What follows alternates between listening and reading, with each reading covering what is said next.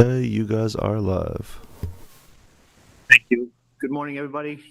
I'd like to call the East Hampton Village Zoning Board of Appeals meeting to order Friday, November 14th, 2025. Gabby, can you please take roll call? Yes, Chair McGurk is absent. Vice Chair McMullen. Here. Member Rose. Here. Member Barris is absent. Member Fitzsimons. Here. Alternate Carmelli is absent. Alternate Darko. Here. And then Village Attorney Tim Hill. Here. Thank you.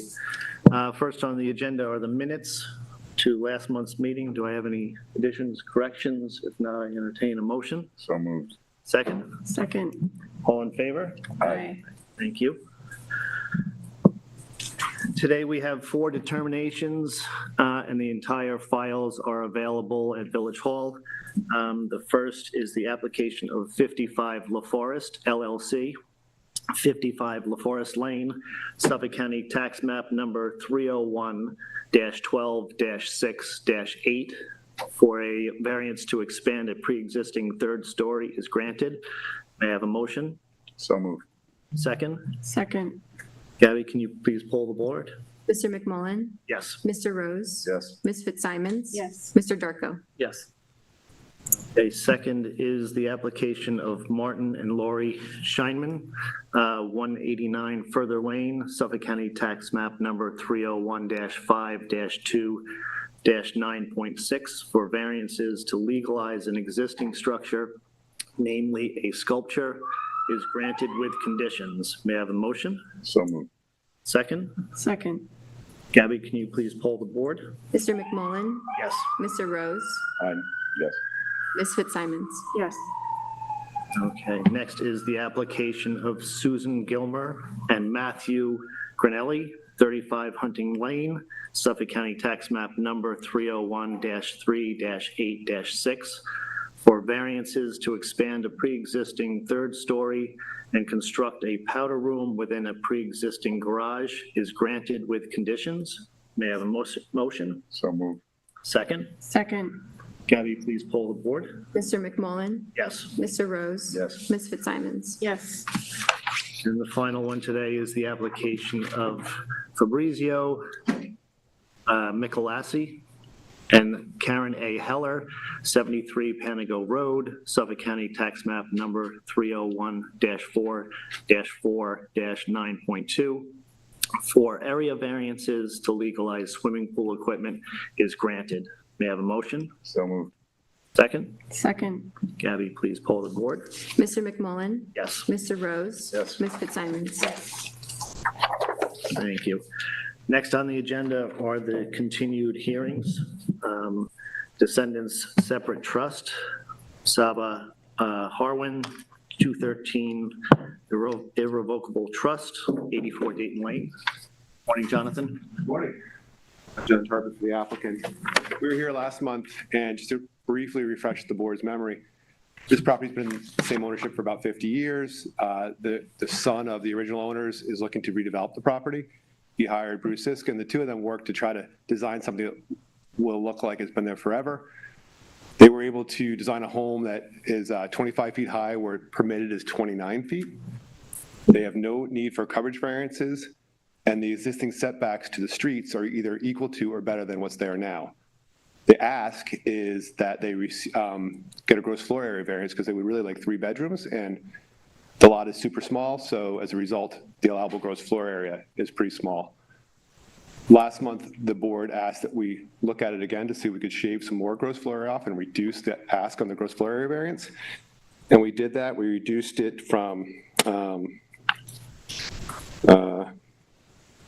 we're now asking for a house that would be 1,797 square feet in size. We originally proposed 1,911 square feet. So we were able to take off 130 square feet. I'm sorry. The requested variance is now 130 square feet. The way they did that is mostly on the, it's actually all on the second floor. So the second floor got pinched in a little bit. That's the rendering from the initial hearing. I'm sure it's probably not drastically looking different, but the idea is that we hoped by careful design of a house that looks like it's been there forever. Again, 4 feet higher, lower than what would be allowed by code, either equal to or better than the existing setbacks, and with no coverage variance, that we could get this small variance to have a 3-bedroom house in a 1,700 square foot home.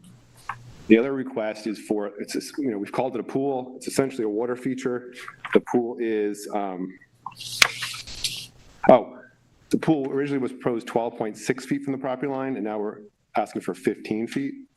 We were able to move the pool closer to the house, and the required setback is 20 feet. So we would like to be 15 feet from the property line, where the required setback is 20 feet. The proposed pool is 91 square feet in size. It's 7 by 13, so it's, nobody's doing any laps in this pool. It's essentially a large hot tub, and the pool equipment would be located in the basement of the house, so there'd be no associated noise from pool equipment. So hopefully, again, it's not really a pool, but under the village code definition, it would be a pool. What we would just like to have some sort of water feature on the property. And that's brief summarizing the application. Thank you. Does any member of the board have anything to say? I have a question. The driveway, do you guys already have a curb cut permit? No. Is there any concern that it wouldn't be granted? I think chose. Or not. You want to comment? Yeah, maybe Billy can answer that. Billy? Yeah, I just asked because I think now it's stacked parking, right? So this, Yep. so this is designed to have 2 cars next to each other.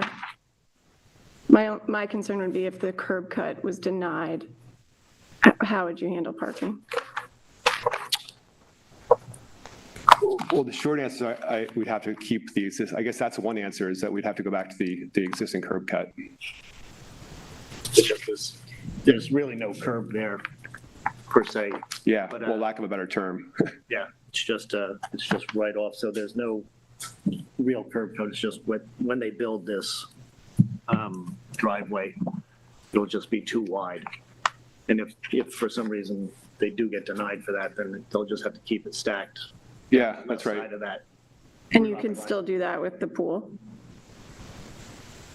If we couldn't, we wouldn't be able to build the pool. I guess that's a good question. I'm not trying to, I think that's the answer, is if we can't get a curb, well, first of all, they could deny that curb cut altogether, or they could say make it smaller.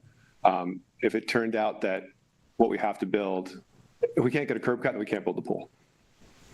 Okay. Yeah. Billy, do you have anything that you can add to that or no? It's a good guess, question. like- So I hadn't thought of it ahead of time. Billy, can you just explain the curb cut provisions to? Thank you, Abigail, for raising it. Good morning. Billy Hadrick for the village. The code provides for the streets and sidewalks chapter of the code has specific requirements for the width of driveways when they meet a village street, separation from trees, various requirements about drainage. There is a maximum width. This proposal would exceed the maximum width that's permitted. However, the Department of Public Works has the ability to vary that if they see that it's not going to cause any harm to nearby properties or upset the roadway in any way. If they were to reject the proposal due to the width, they'd have to either make it conform to the 14-foot width requirement where it meets the street with a tapered radius, or they could appeal it to the zoning board and request a variance. Those would be their only 2 options. Or redesign their project to make it work with the proper width. So here's a question I have for council, I guess, in relation to, maybe to you and council, which is that the variance from the dimensions of the curb cut is not something that's before us. That's a solely a matter for the Correct. building. Yeah, it's not a variance that's been requested. Right, okay. Good. Thank you. Thank you. Is there a concern about the width of because we could volunteer if there's an issue with the width of it? No, I have no problem with it. I just want to make sure there, you have parking for 2 cars, because if we're going to increase the number of bedrooms, Okay. I don't think 1 spot's sufficient. Right. Well, I think we do have room for 2 cars. The question is where and how. What is the dimension of the curb cut that's being proposed? 14 feet. I thought it just said, Enough for 2 cars. right, but I thought I just heard 14 feet was the maximum standard. So what is the proposed dimension? Say, looking at the survey, it's over 20 feet wide. It looks like the parking area is 20 feet wide. Probably allows for cars to be side by side with On the architectural drawings. So if they do have a problem with this curb cut, then they will either have to come back to us for another variance, or they will go back to the stacked parking. And, which would eliminate the pool. Okay, thank you. My other question here is just a question of precedence. We recently denied a GFA variance on 74 Mill Hill.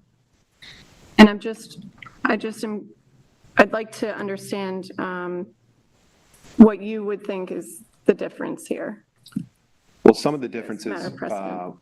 would be not maximizing the height of a Okay. house. So this is for, I think in the original application before the board, I had suggested that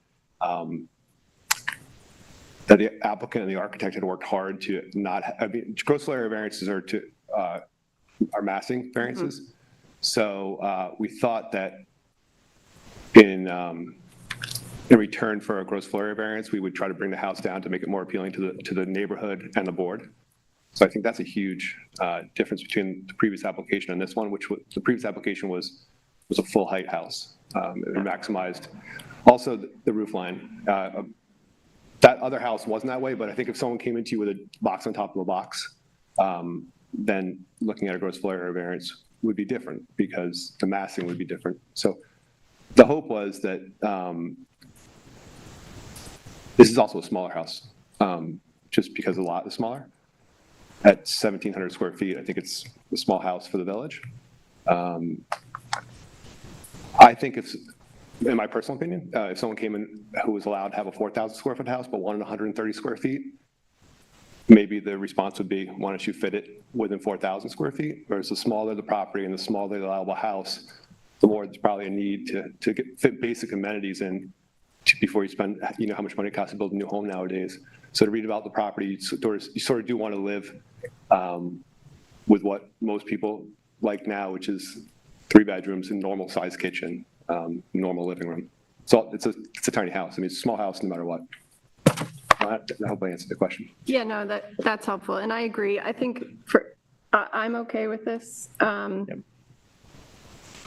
Because I think you could build a 2-story house that would be overbearing. And I think that the applicant is choosing to lower the height. And that, to me, that's the distinction. Yeah, and I agree that they've taken it from a 324 square foot ask down to 130, which is a lot lower and is a much smaller percentage of a variance to ask for, as well as taking our questions and asking to move the pool closer to the house, which you did as well. So I One of the appreciate that. things, I don't want to talk myself out of a variance, but one thing we talked about last time was one of the neighbors had suggested that because the height is reduced, the windows on the second floor are lower. And at least in general, in future applications as well as this one, if someone comes in on lots that are tight and small, with less than 10,000 square feet in size, the houses are close by nature. And if they're a full 2 stories, the windows are looking straight down their neighbors' backyards. So one of the neighbors had pointed out how he liked this design because the house being lower than 29 feet, the windows are lower, and then they're not staring into his backyard. Good point. We'll remember it for the next time you come in. Worked against me. Just quote you back. I just have a follow-up question regarding the parking situation, which I understand is not the code issues regarding driveways are not before us as a variance. But in the hypothetical case, since it's been raised, I want to understand what's the precedent? I mean, I don't recall having seen a lot of applications for wider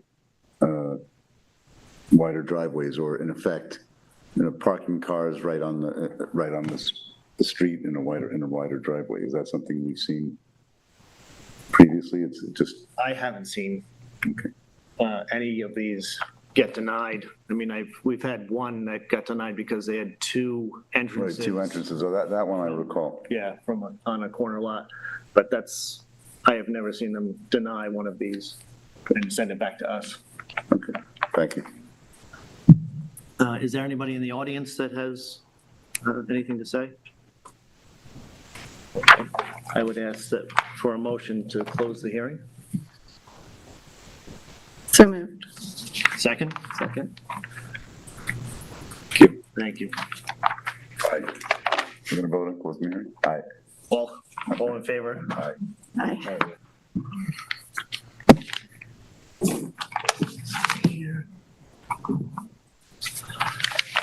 Next on the agenda is 7 Chauncey LLC, 7 Chauncey Close Road. So you have a big agenda today, and Yeah. I'm not in any of the new hearings, so. So we were here last month on this one as well. It's for an above-ground hot tub and for a fire pit. And I think, Member Rose had wanted to take an opportunity to go out and look at the property. I also have been out there and looked at it. There's an existing pattern of development of the property, and when you go, at least from my opinion, when you go there, these things sort of fit in with the existing pattern development. So one of the questions was why they are not in the middle of the lawn. I think for everybody's benefit, including the applicants, the middle of the lawn is not an ideal spot. It is an above ground hot tub and it is a fire pit, so they're not expected to produce a ton of detriment, but the property that we're asking for relief from is actually a giant reserved area with no public access. So I'm not sure there could be any detriment. So hopefully the board, having had a chance to look at it, has no issues. Yep, the other variance sought was the kayak rack. I think last month we mentioned that the kayak rack could be moved out of the wetlands area and beyond that,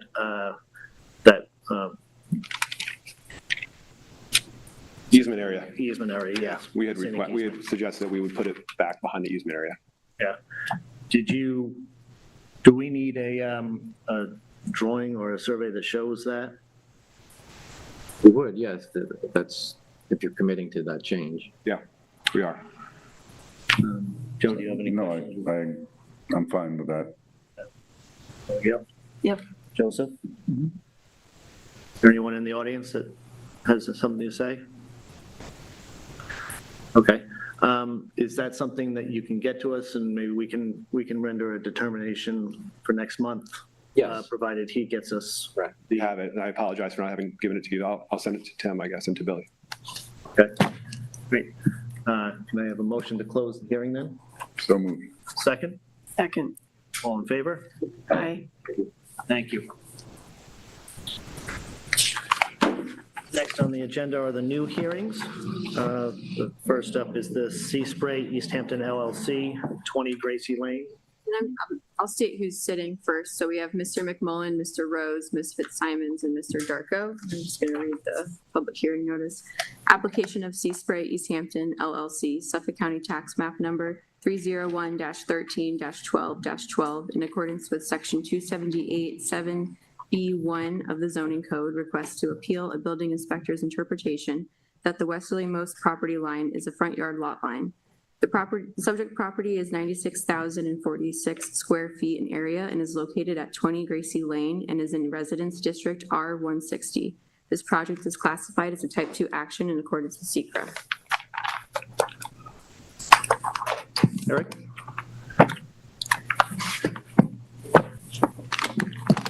So we've received quite a bit of information from you as well regarding this and your latest submission as well. And then we also have a letter from the building inspector that we can touch on as well. So if you could summarize what we have here and maybe we can get a. I'll try to be quick. I see there's a big agenda. This is an appeal from Building Inspector Tom Priato that the western property line of the Griffin property at 20 Gracie Lane is a private roadway, and therefore it's a street because the village code's definition of street includes a private roadway that provides access to subdivision lots. And therefore, since the Gracie Lane, according to Mr. Priato, is a street because it's a private roadway, therefore it's a front yard boundary, a front boundary line. It hasn't been a front boundary line for 100 years, over 100 years since the subdivision was done. Mr. Palermo has a case that I'll speak to in a second.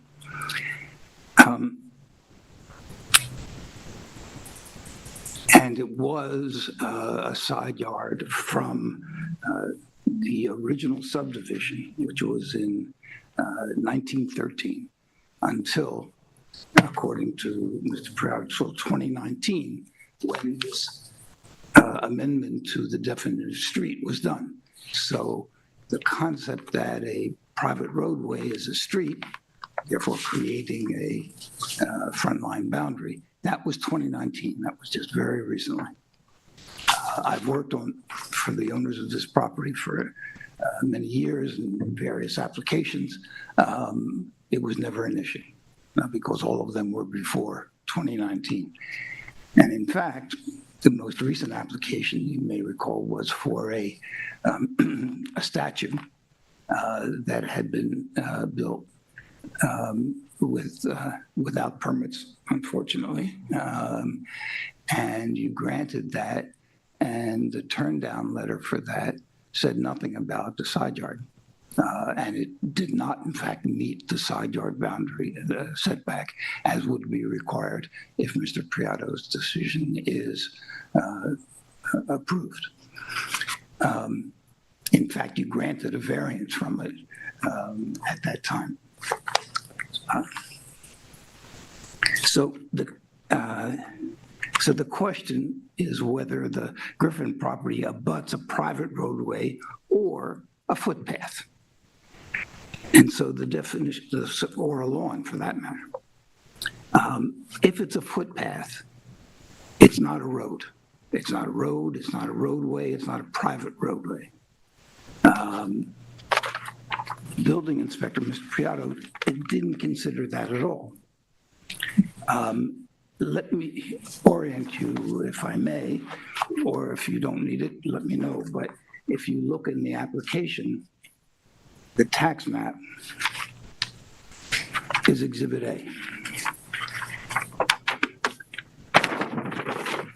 That's this document. It shows the line we're talking about is in red. And you can see Gracie Lane comes from Lily Pond Lane, and then it turns west into the Schultz property, which is number 14.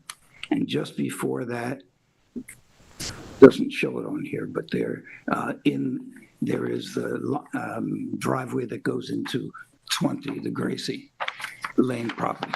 It's a little complicated because the driveway into Gracie Lane is actually down that flagpole that goes to another lot, also owned by the owners.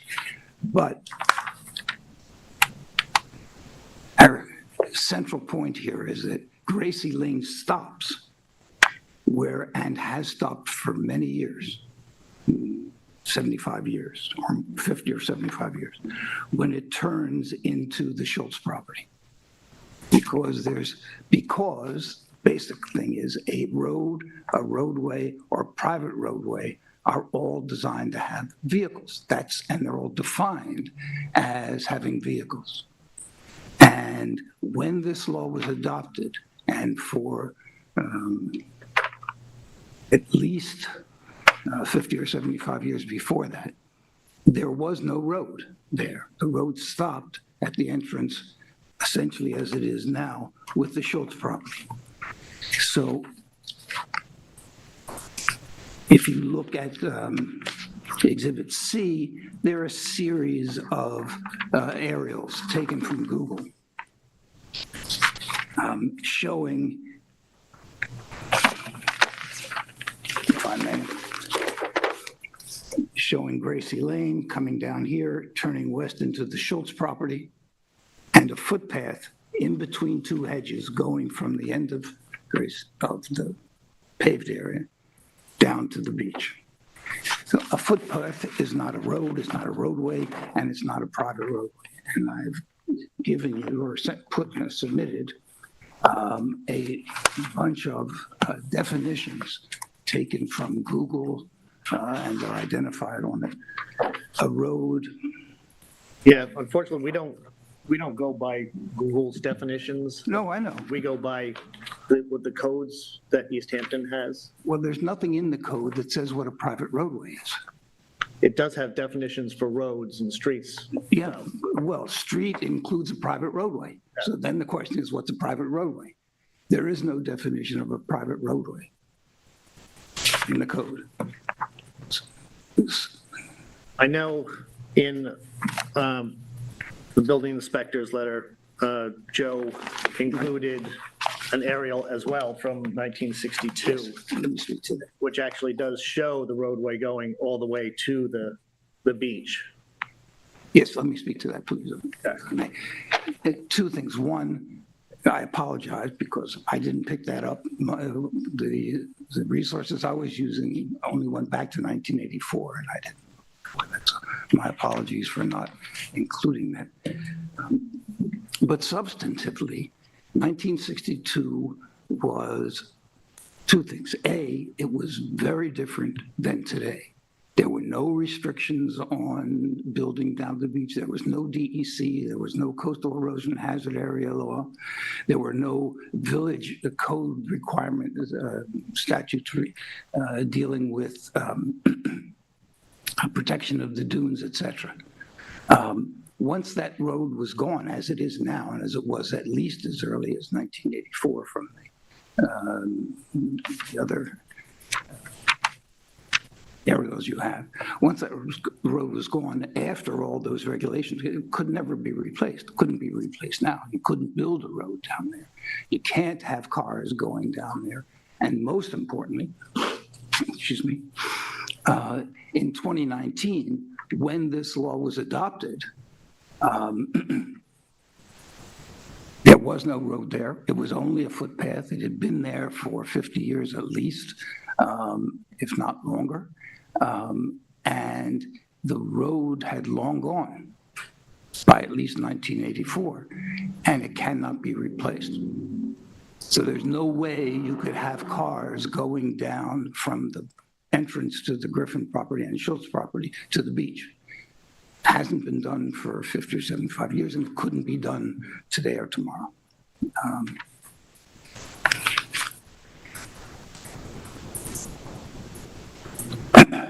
Excuse me.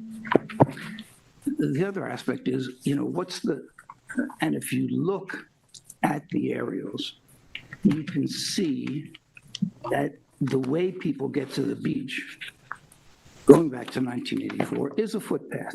It's that footpath in 2024. If you look at the circle, it's this footpath right here. And that's the access that the neighbors have used. It's the only way to get to the beach. You can't take a car to the beach. I have some blow-ups. These are not new, but they're blow-ups of stuff that is already submitted. If I can hand them out.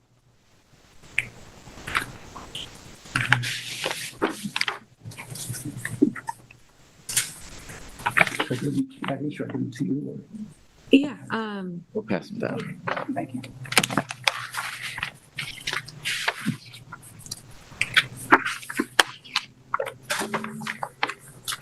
While she's doing that, Mr. Chairman,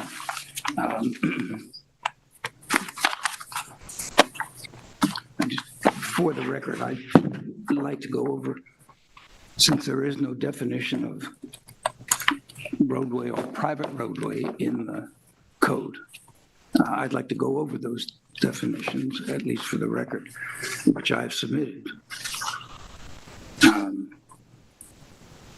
A road is, this is from the Oxford Languages Dictionary, a road is a wide way leading from one place to another with a specially prepared surface which vehicles can use.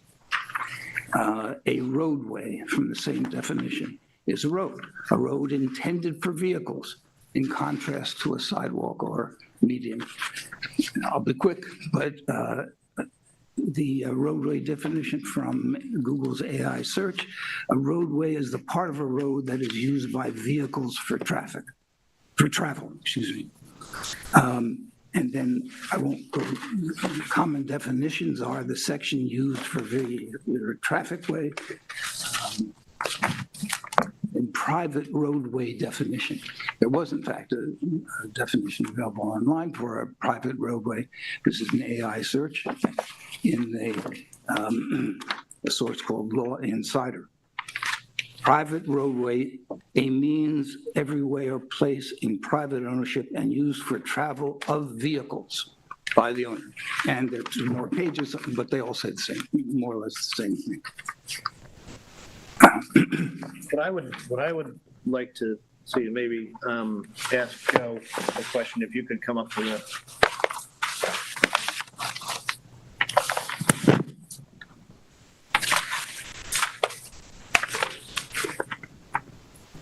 That's not good yet. Thank you for your memo, Joe. I appreciate that. It was informative. And we do see previous ZBA determinations for, I believe, a piece of property at the end of the road near Lily Pond. Right. Number 85 Lily Pond, which has two fronts, one on Lily Pond, one on Gracie. Right. And then also we have Tom Priata's determination as well. The one question I do have is that if this piece of property does not front a road, it does not, it's not a flagpole lot.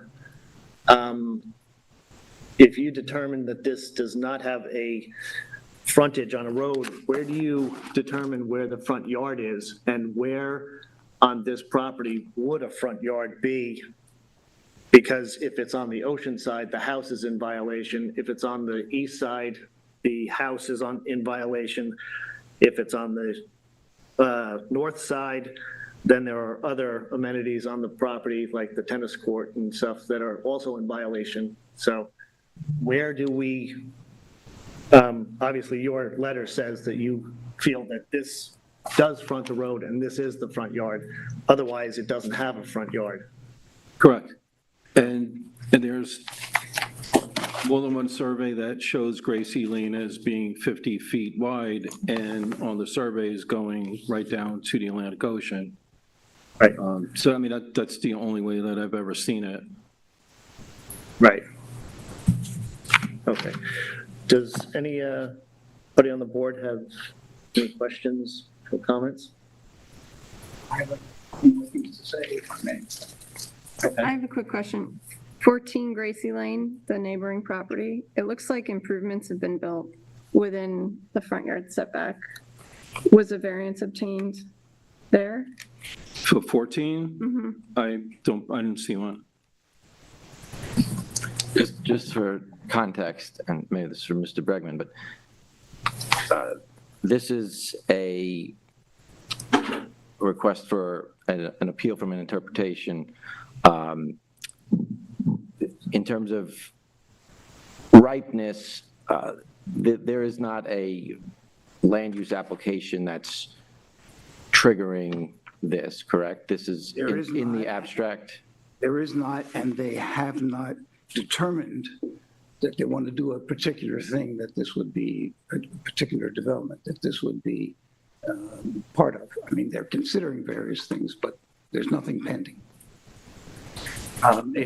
The purpose of it is to allow them the freedom to use a side yard setback.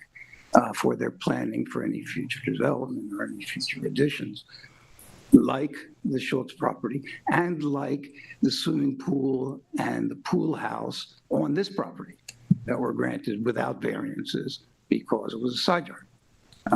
And that was 20-ish years ago.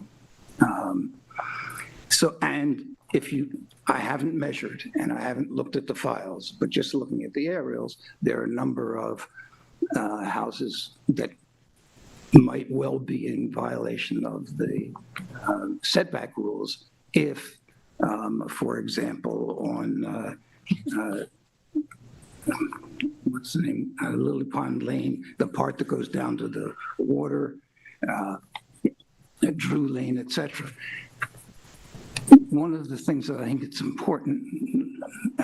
is important here is this is an application that's very specific to this property. It's very different than Drew Lane. It's very different than Lily Pond Lane. Those are, in fact, roads by the definition of roads. As is now, I think, Gracie Lane at the corner with Lily Pond, which is the excuse me, the variance from 1962.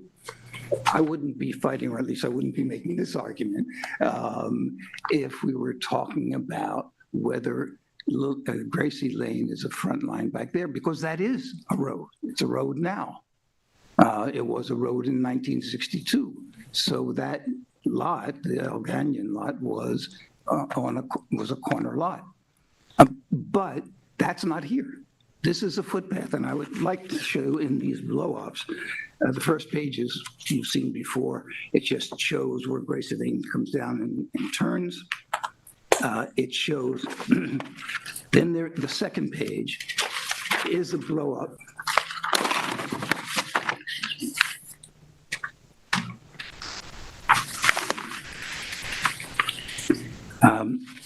Of the turn. This is Gracie Lane. This is the turn into the Schultz property right here. And this, at this point, is the turn into the Griffin property. This is where the road stops. And the best example of that, or the best evidence of that, is here's the gate. You can see the gate on the second page. It's hard to see on this blow-up. It's right here. Right next to that little, you can see a white. And here it is, head on.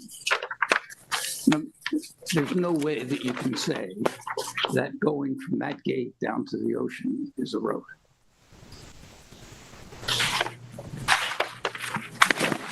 Or a private roadway or any kind of roadway.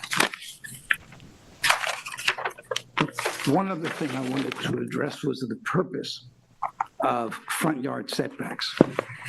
They've also been submitted to you, but I wanted to point out that, and this is also from a Google AI search for, and the question was, what's the purpose of a front yard setback? And the response was, the primary purpose of a front yard setback is to create a consistent open space between buildings and the street. There is no street here. That's the point. I have a question. Yeah. Yes, Sure. Is it your assertion that this property has no front yard?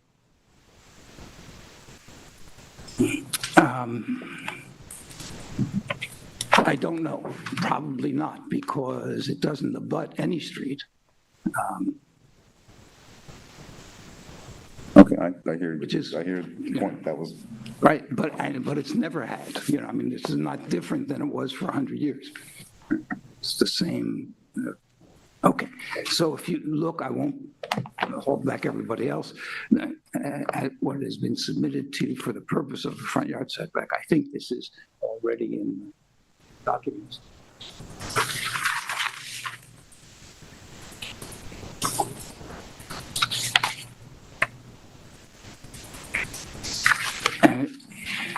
So it's a consistent space between buildings and the street.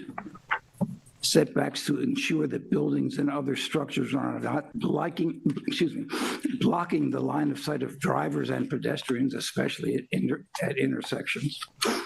And on page 2, the public welfare of setbacks, the purpose of it is a buffer from street noise and pollution. There is none of that here. Exceptions and historical contract, historical trends. Modern setbacks became common in the early 20th century with the rise of the automobile and urban planning.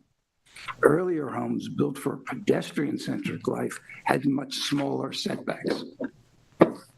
So it comes down to the same thing. All of these are cumulative. They say the whole purpose of a front yard setback is to set back homes from a street or a vehicle carrying road or private roadway or roadway. And this isn't that. And it hasn't been for 50 years. And most importantly, it wasn't when this change in the code was enacted. Okay. I'll try to answer any questions. Does anyone have anything else to add? Just one other, maybe hyper-technical question, but this arises out of Mr. Priato's email to you. Yes. Do you believe that email is a determination within the meaning of a determination that can be appealed to this board and that gives this board jurisdiction? I believe so, because that was, the history of that is, he sent me that email, I think it's April 10, is that, or 11, I've forgotten which, it's on the document. I think it's April 10. That was the day before this board was hearing the application regarding the statute and the location of the statute. And again, the history of that is in the turn down letter, there was no mention of the front yard issue. It met the side yard setbacks. That issue was raised by the planner in the notice of the hearing. And he said that was one of the variances requested. I didn't request it, but the board granted it. Tom sent me that email, and he said that was his final decision. I believe that's what he thought he was doing. Whether he crossed the T's and dotted the I's to do that, I don't know, but I believe it was his final decision. Okay. And there isn't, and as you see, he makes no mention of the roadway issue. Mr. Palermo does. I think I've addressed his, the things he's raised. Thank you very much. Is there any comment from the audience?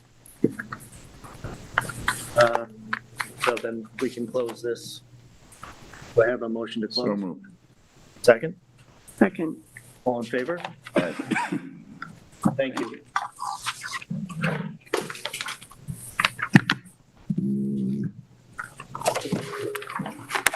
Next on the agenda is Renario and Lisa D.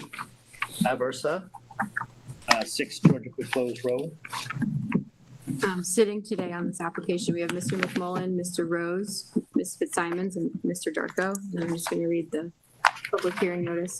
Application of Renario and Lisa Diversa, Suffolk County Tax Map Number 301-7-4-17 for area variances from Chapter 278 zoning and a wetlands permit in accordance with Chapter 163 wetlands to construct additions to an existing residence, a walkway, outdoor shower, drainage, and reconstruct and expand a driveway.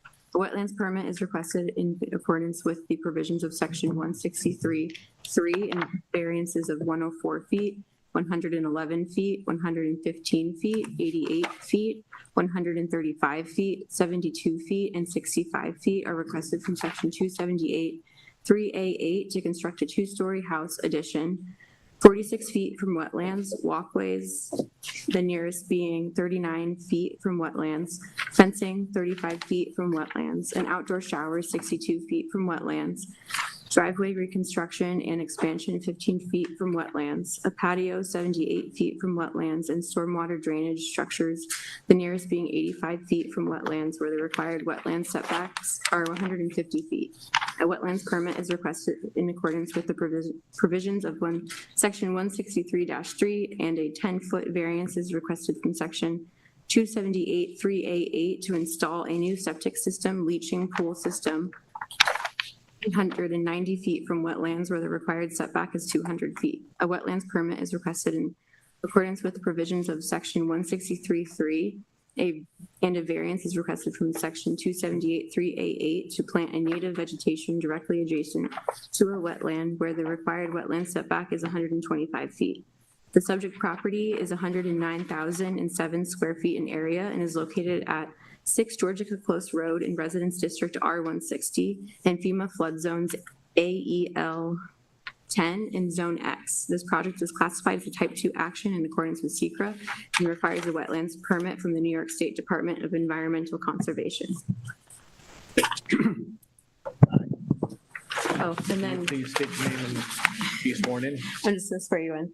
Please raise your right hand and state your name and address for the record.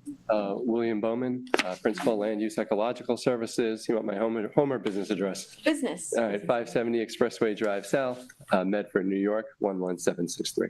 Thank you. Do you swear to tell the truth, the whole truth, and nothing but the truth? Yes. Thank you. Good morning, board members. Again, Will Bowman from Land Use Ecological Services here on behalf of the homeowners, Renario and Lisa Diaversa. In attendance today is the homeowner, Renario Diaversa, and Rob Paxson from the architects, from Brian Glasser Architect. I'll provide a brief summary of the project, and then we'd be happy to answer any questions that the board may have. The Diaversa family proposes to construct a 2-story addition and expand in an existing gravel driveway. The 2-story addition will result in a 1,120 square foot increase in overall lot coverage. The driveway expansion will increase the pervious driveway by 2,318 square feet. The proposed addition features a 2-car garage, additional living space, and a new mudroom and covered entry. The proposed work also includes some minor accessory features such as an outdoor shower, a new front walkway, and garbage can enclosure. All of the proposed addition and expanded driveway are all located within the footprint of the existing residence or on previously developed cleared surfaces, lawn or driveway. No clearing of any natural areas. All the work will be within the existing developed footprint. Under the proposed conditions, the total lot coverage will increase from 14,186 square feet to 15,306 square feet. There's a small freshwater wetland area that is tributary to Jones Creek and Georgica Pond, located on the southern side of the property. You can see that wetland area is kind of sandwiched between the Diaversa's existing driveway, Georgica Close Road, and Georgica Road to the east. In all cases, the wetland boundary is 10, 15 feet from those various roads and driveways around it. The setback of the existing residence, which has been, I believe, was constructed in the late 60s, early 70s. The setbacks of the existing residence in the driveway to the wetland are 44 and about 12 feet, respectively. Because both the existing structure and consequently the proposed addition are all within 150 feet of the wetlands, thus the need for our variance applications here today for wetland setbacks. Going into the design, we determined the most important thing was to try to not result in any increase or decrease setback to the wetland. So we held that line of the existing garage, and so the proposed addition and the existing east side of the house. So the proposed will actually shift the residence back slightly from the wetland 1 to 2 feet. Same thing with the driveway, result in a small increase in setback from the wetlands. Some other important environmental benefits that will result from the proposed action. Currently, the existing residence does not have a formal stormwater design system. Runoff from the roofs goes down liters to the ground surface. adjacent to the house. So under the proposed condition, both the proposed roof area and the existing roof area will be serviced by a new stormwater drainage system to accommodate 2 inches of runoff, and will collect and infiltrate that into the ground. The project will construct a new IA sanitary system. The existing conventional system is about 88, 90 feet from the wetlands. The proposed sanitary system will be shifted to the opposite side of the house and much further from the wetland. So the combination of the new IA system is an upgrade from the conventional, and a drastic increase in the setback to the wetlands is an environmental improvement. The leaching field for the new sanitary system will be located 190 feet from the wetlands compared to, again, that 88, 90 feet for the existing system. Lastly, the small upland buffer area between the existing wetlands and the existing driveway will be enhanced. Right now, it's dominated by very invasive plants and ornamentals, pachysandra, boxwood, false holly. All those non-native or ornamental plantings will be removed by hand, and the area will be replanted with native shrub species that will result in about 3,000 square foot enhancement of the buffer on the west side of this wetland pocket. Again, I know the board has a big agenda today, so that's a kind of very brief summary of the project. Again, we'd be happy to answer any questions that the board may have. Does the board member have any questions at the moment? I just want to be clear that the only things being sought are wetland setback variances pursuant to this. And no coverage, FAR? No. Correct. Just a single variance, wetland setbacks. And there's no, and I just want to, I believe you said this, but I just want to confirm from it that there's no additional, that you're staying within the envelopes of that which is already disturbed. Yes, the new structure will be shifted back just slightly, but yeah, we're not moving closer to the wetlands. Okay. Billy, do you have anything you'd like to add to the board regarding this application? That would be great. Thank you.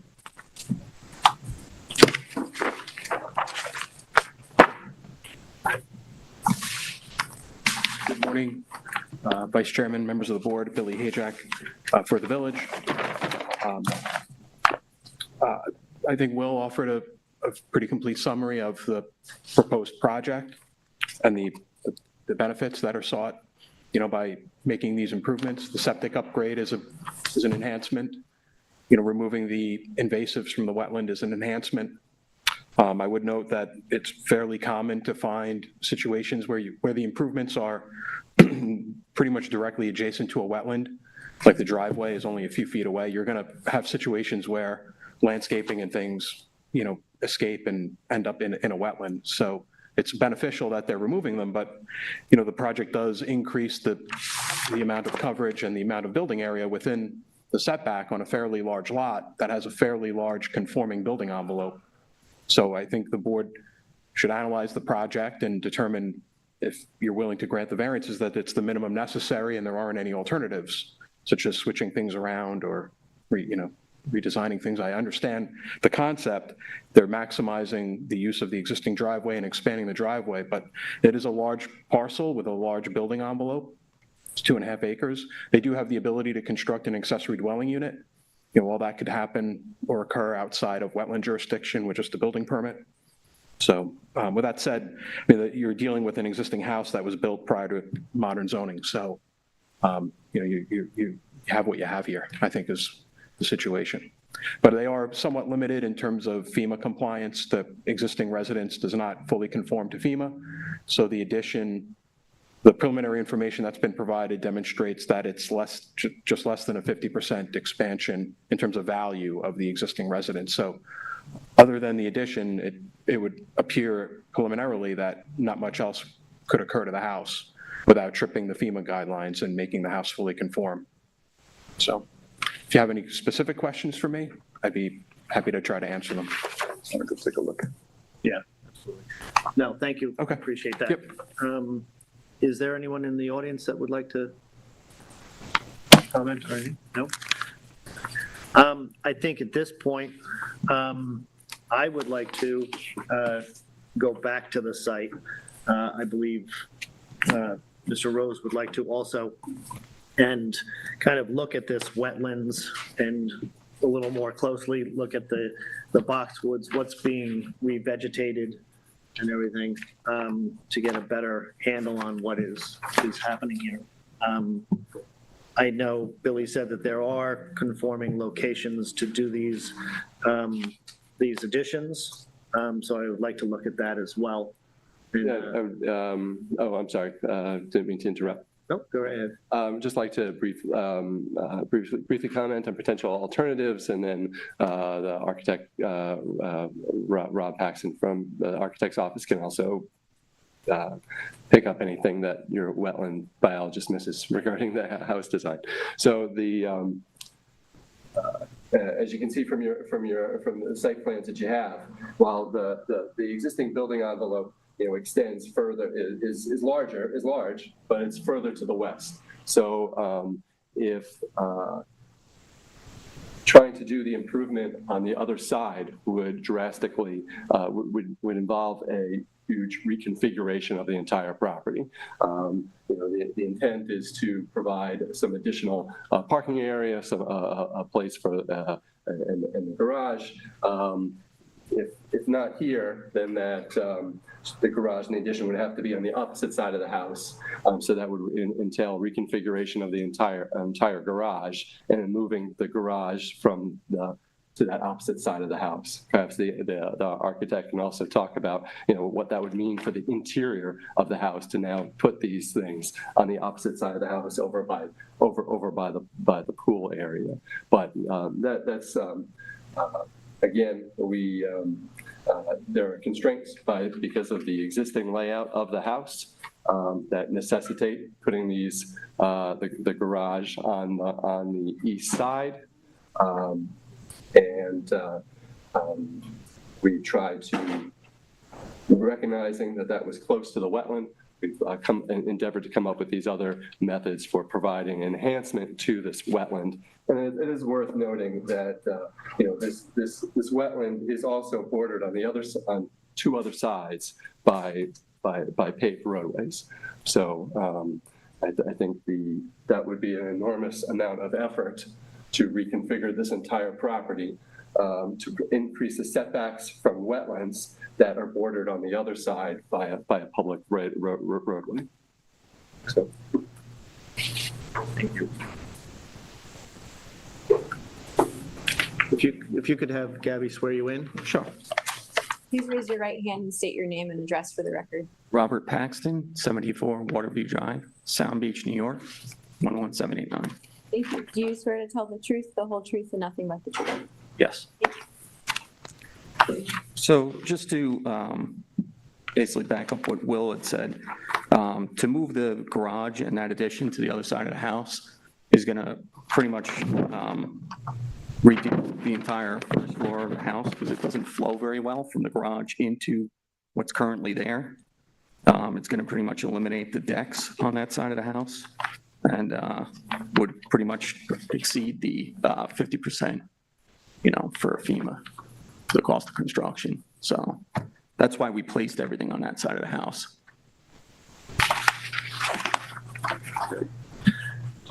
Does anybody else have any questions? Is the new driveway being pulled out of the 50-foot non-disturbance buffer? yeah, well, no, there's no way of getting the driveway out of it from the street. there's a little corner of it where it's going to be, pulled away. So it's staying as it currently is, or it's being pulled away? The east side of the driveway is going to stay where it is. There's a low concrete wall there that we're not proposing to move back, a foot, right, or two. But there's as you kind of get to that existing shed, that is a place where there's some existing gravel that's going to be kind of pulled landward a few feet away from the wetlands.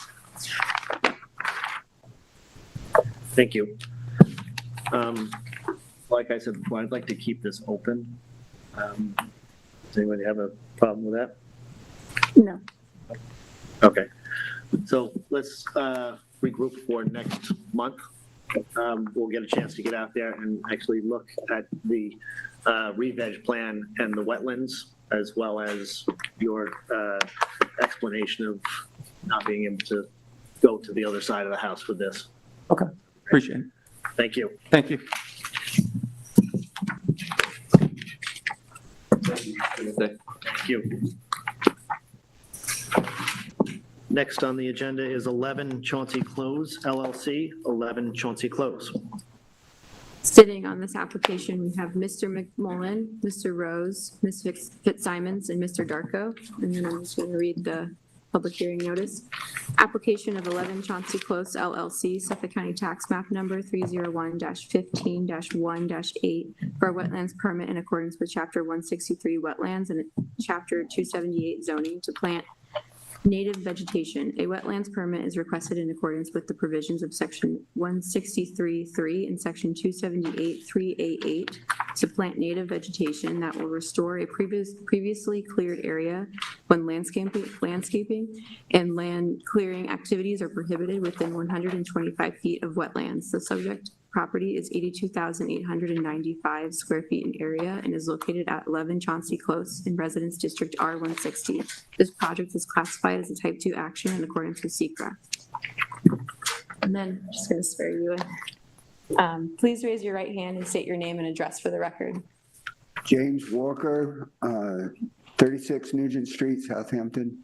Thank you. Do you swear to tell the truth, the whole truth, and nothing but the truth? I do. Thank you. Okay, this is a pretty uncomplicated application. Everything complies. What we're doing is we're taking an old cleared field and making a switchgrass meadow. Billy has reviewed the plans, made some comments. We added shrubs to address those comments. For the record, 11 Chauncey Close LLC has a non-jurisdiction letter from New York State DEC. So the project can go as soon as the ZBA issues an approval for the project. It's the whole 125 feet. This is a long triangular lot off of the end of the road at Chauncey Close. There will be a house there someday. Right now, it's an open field. The open field fronts Georgica Close. There's Phragmites along the edge. We're not proposing to do any work in the wetlands area.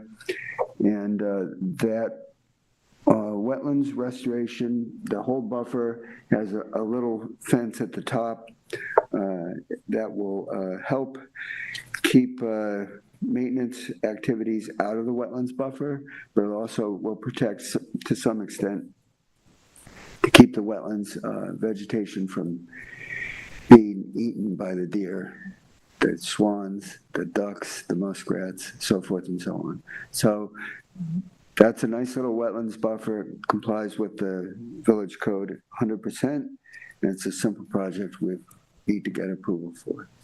Thank you. Billy, can I have you just reiterate your review on this? And I do have one question for you as well. Good morning, Billy Hajak for the village. I did review the initial plan that was submitted to the board to correct the clearing situation that occurred here. So the property was cleared without an approval. Interestingly, this was an area of the Cove Hollow Farm subdivision. Most of Cove Hollow Farm was farmed. There were areas and pockets that did not contain farmland and clearing, and this was one of them. And it had been cleared in the last, I don't think, 10 or 12 years down to the water's edge. So this restores the 125-foot area that had been cleared. And I think the plan does a pretty good job. As long as it's implemented correctly, it will restore the buffer for any future development that is likely to occur on the property. Is this something that is going to require irrigation? And if so, is there, typically we do a two-season allowance for I think irrigation? I mean, irrigation is ideal because it'll help with the success rate. I'm not sure how possible that's going to be here because it's a vacant piece of property. I would defer to the applicant to ensure that how they're going to figure this out. But I think the one suggestion I would offer that I didn't is that because it's correcting a purported violation, that this should be implemented sooner than later. So the board should put some kind of time restriction on when this work actually occurs. But I again think irrigation is a good point. I'm not exactly sure how they're going to accomplish that. Okay, so we can ask the applicant. Sure. So a question about the history. So is it the same property owner who did the clearing? Yes, it hasn't changed ownership since then, yes. So back to you, Mr. Walker. Is the intent to have irrigation there? If you don't, all the plants will be dead. So the answer is yes. We need irrigation most typically in July and August. So they need temporary irrigation. They're not going to install irrigation below ground. It would be stand-up sprinklers, especially in July and August to keep the plants alive for one season. The second season, the plants could be weaned off irrigation, period, and then the temporary irrigation can be removed. And then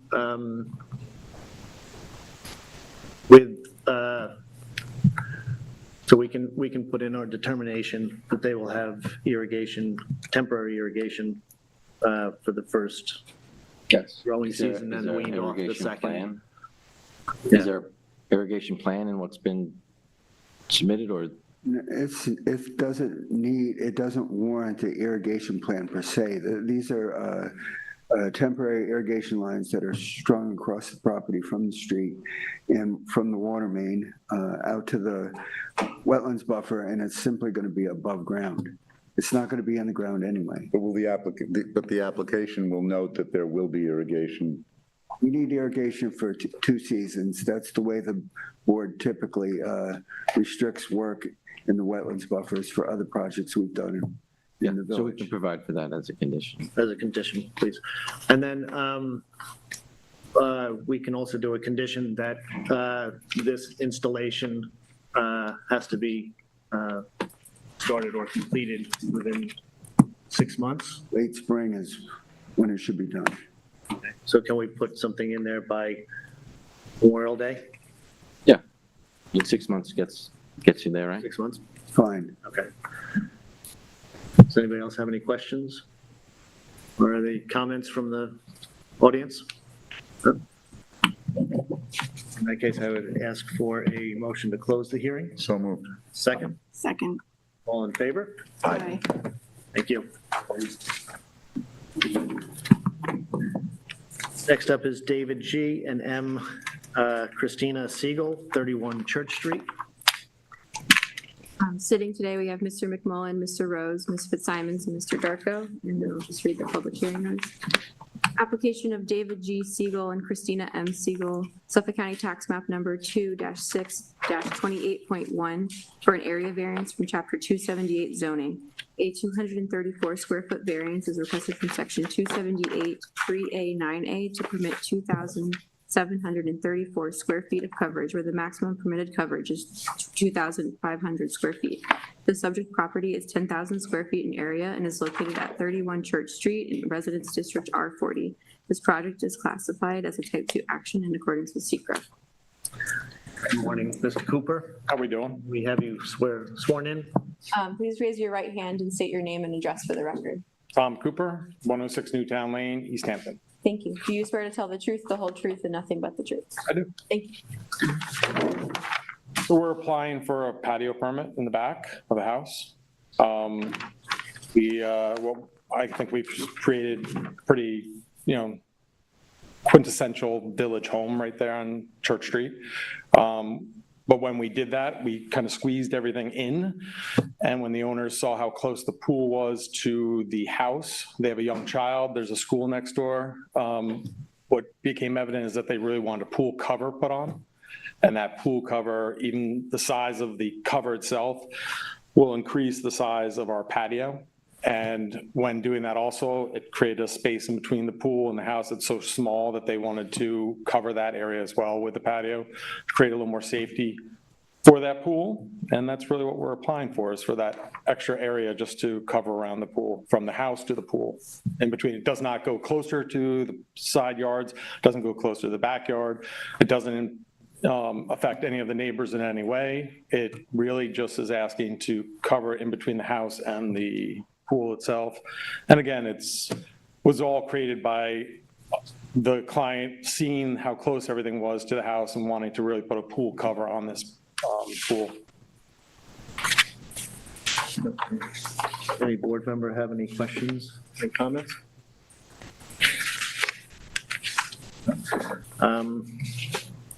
I see this as yes, they did squeeze this closer to the house to abide by the setbacks, and I appreciate that. I don't see how this is going to affect the neighbors in any way, so I don't have a problem with this. Is there anyone in the audience that would like to comment? Okay. Anybody else? I'm okay. Yes. I would ask that I get a motion to close the hearing. Second. Have a good day, guys. Thank you. All in favor? Aye. Thank you.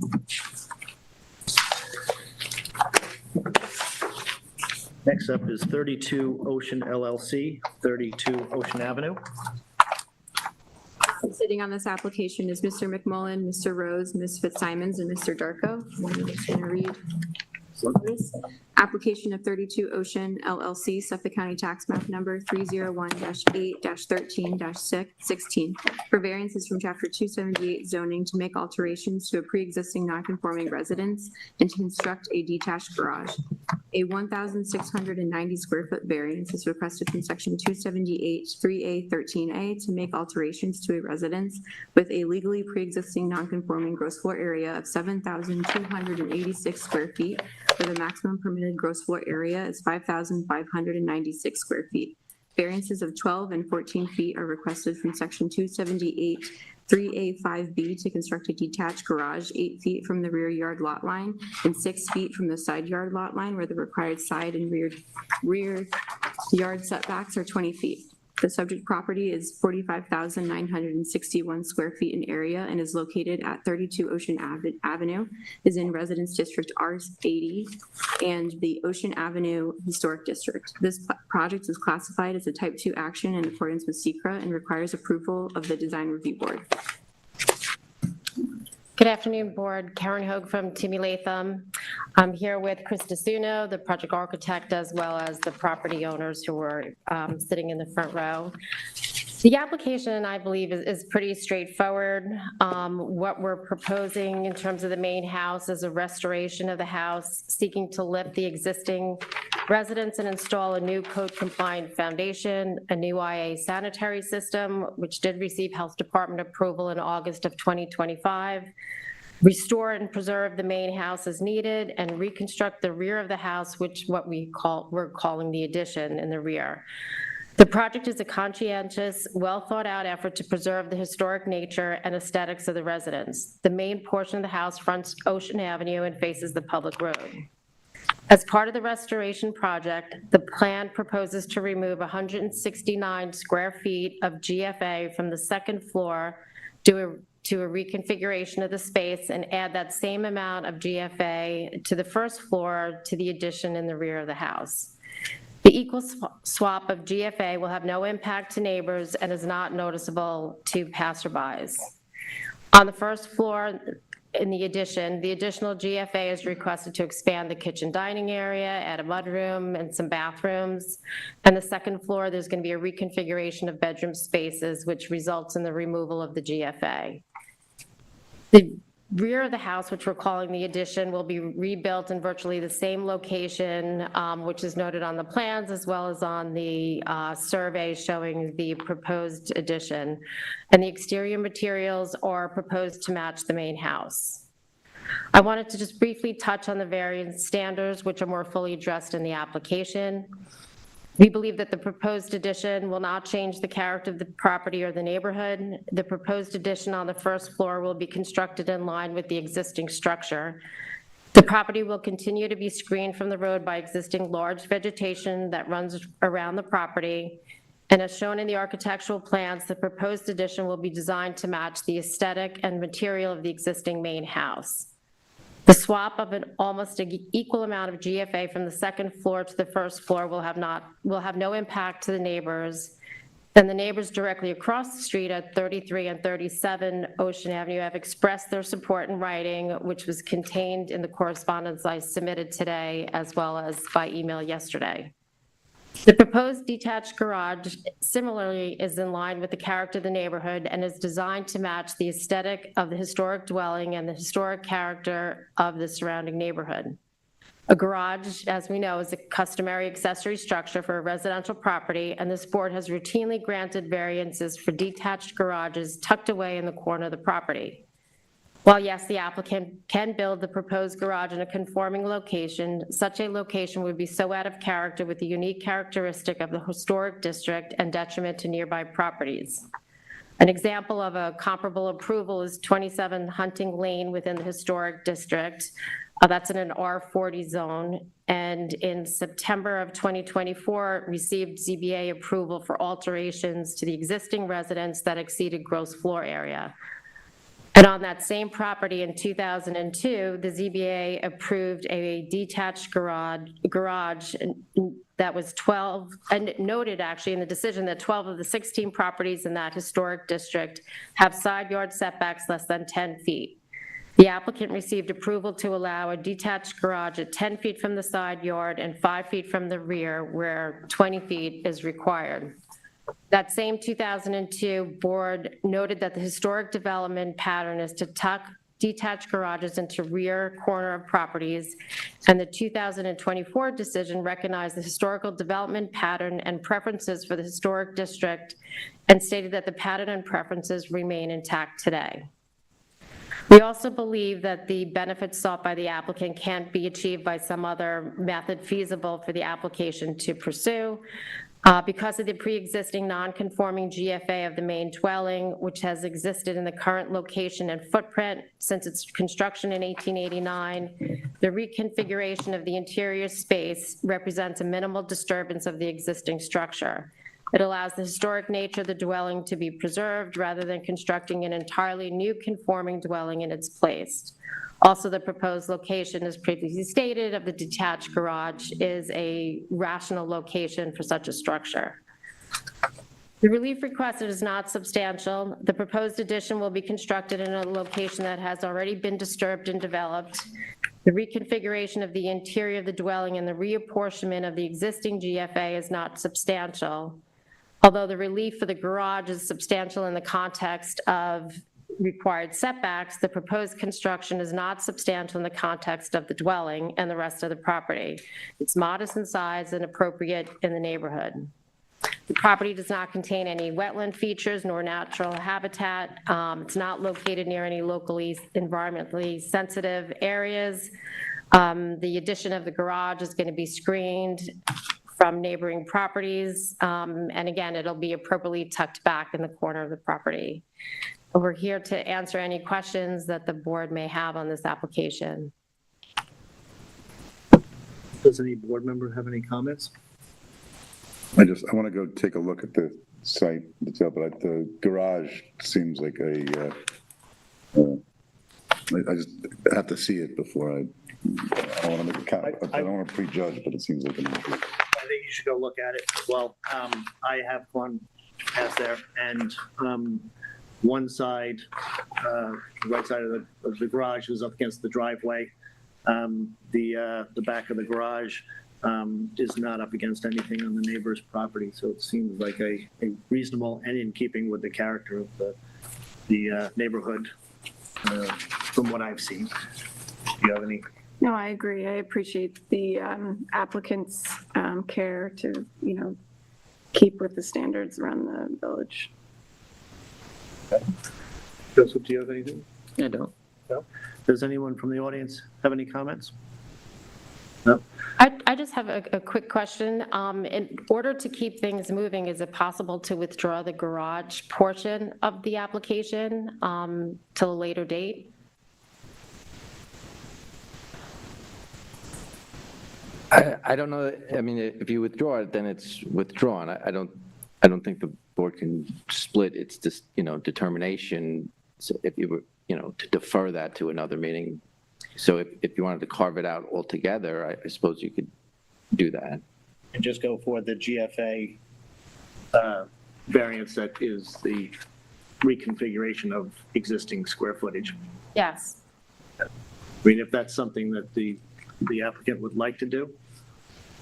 If we move forward with just the GFA variance, it would likely that the hearing would be closed on that portion, and then we would have to resubmit for the garage at a later date. Yes.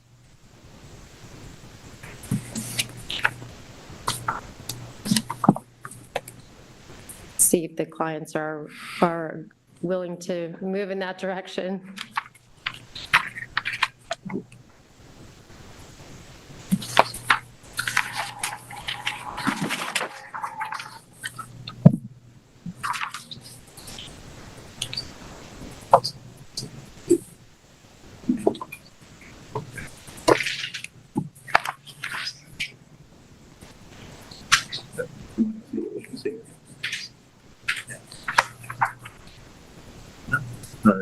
Joe just wants to go see it.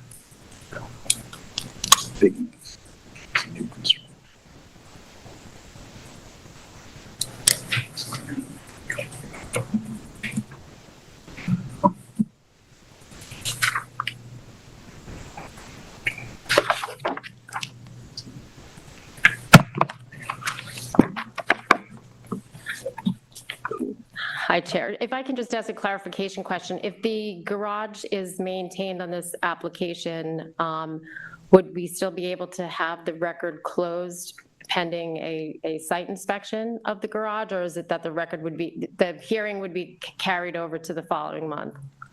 I think just in keeping with the practice of this board, if it's kept open for the purpose of a site visit, it would carry over to the next hearing. Okay, so it would remain open and then pending further comments.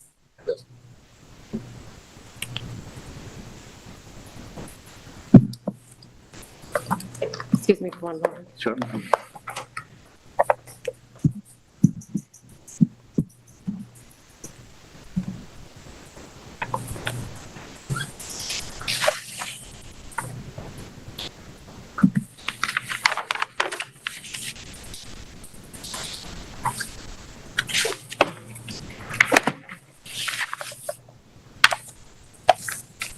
Appreciate the board's patience.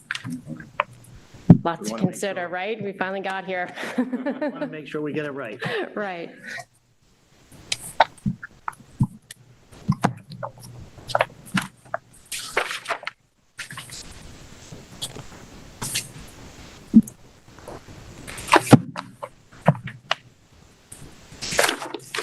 Okay.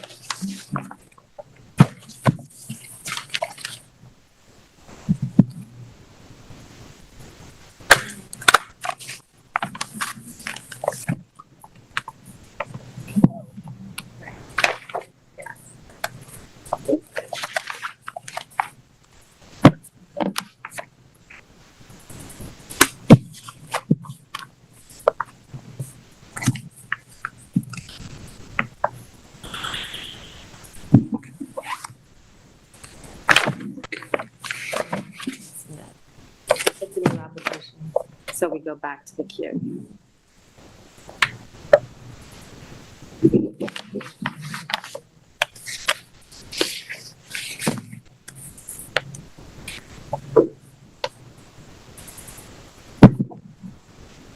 Howdy. Yep, please step up to the, you'll have to be sworn in. Please raise your right hand and state your name and address for the record. Mitchell Shear, 215 East 19th Street, New York, New York. Thank you. Do you swear to tell the truth, the whole truth, and nothing but the truth? I do. Thank you. Sorry for the time delay and the confusion. We're just trying to sort out the process of moving forward, because to get here, you know, it took us we had to submit for a permit, get the permit denied. You know, you guys know the process. We're only doing this once, and we plan to make this our primary residence when we get done. So we're just trying to understand, and I think the question that's outstanding is at least one of the board members wants to take a look at the garage conditions. So the question that I was asking council and our architect is, could we, if we broke it apart, so because we're literally ready to start, we have a permit, so we're ready to start lifting the house on Monday. But if we take the garage piece off, I guess it then becomes a new application. Right. So we don't know how long that will take in the world of how this works. So it may be a period of months before we're back, as opposed to next month, because I guess we have to do another application. I don't know what those stages of review are. So if we broke it apart, is it possible that we will be back here next month for that conversation, but then closure on the first one, or is it likely to get pushed out a few months, or we don't know the answer to that? I would assume that you would come in as a new application, and then you would be in the queue, and it would probably be, I would say, sometime in the new year, January or February, you would be back on the docket. See, so that's just for the garage. Right. So that's what we're just trying to wrap our heads around. That's okay. One of the timing issues too is we have DRB that we have to go back to for the main house. So that is really subject to the GFA variance, if you will. So that can't move forward. Wow. I mean, if you're at the point where you're lifting the house and doing construction to the main house in a few months, I'm sure you'll still be doing that before you get to the garage. Yeah. I think the board right now is looking favorably. I think we just want to take one more look. So if it's a matter of breaking this out and coming back in 2 or 3 months, final review. Review board for the house.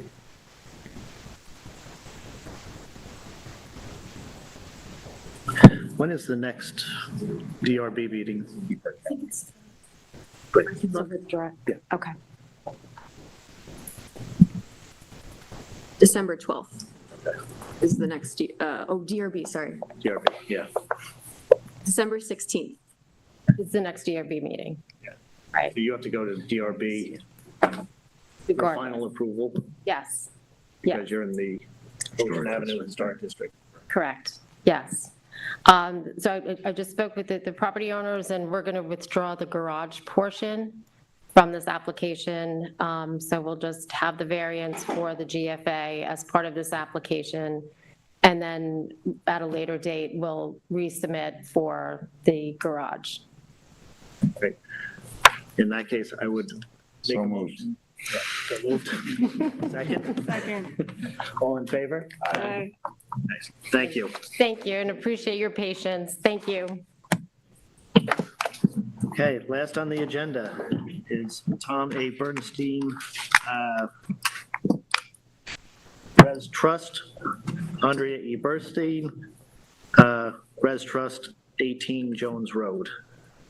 Sitting on this application, we have Mr. McMullen, Mr. Rose, Ms. Fitzsimons, and Mr. Darko. And I'll just read the public hearing notice.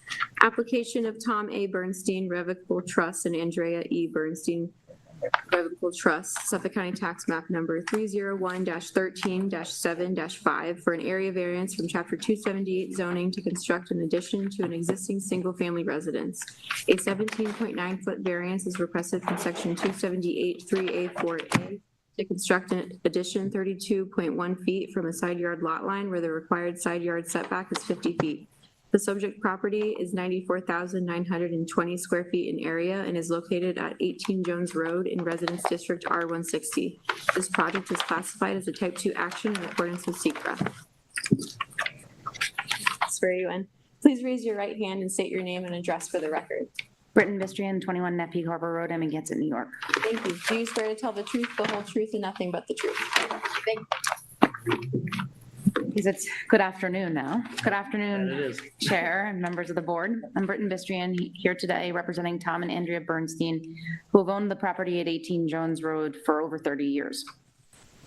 I am joined by representatives from John Murray Architects, who are the design professionals for the project and can address any design concerns the board or questions that has. As noted, the property is just over 2 acres. It's on the east side of Jones Road, about 350 feet north of its intersection with Lily Pond Lane. It's improved with a 3-story residence, predates the adoption of zoning, 2-story cottage, an ADU, and other accessory structures. The proposal in front of you today can be boiled down to one very straightforward area variance request. We are requesting a 17.9-foot variance from the side yard setback of 50 feet to construct a 216-square-foot second floor bathroom addition, which is on top of the existing first floor below. This addition is minor at just over 200 square feet and will benefit the applicants immensely by making their house more livable for their growing generational family. Currently, the second floor has 5 deemable bedrooms with only 2 bathrooms, which are en suite to 2 of those bedrooms. That's the desire, is that this addition is a bathroom and a closet addition. It's sited above the existing mudroom on the north side of the residence. The mudroom was added to the residence in 1997 under proper standard building permits issued by this village. And the location at that time was conforming to setbacks. I think it's really important for me to repeat that. The area in which we're proposing a second floor addition is on the first floor addition that was a conforming building location prior to the adoption of the new village setback code. The most impacted neighbor, which is our northern lot line, the Williams family, have submitted a letter of support for this variance. It's in the board's files. And it should also be noted that that northern property boundary is heavily screened currently with both mature hedging and also a wooden fence.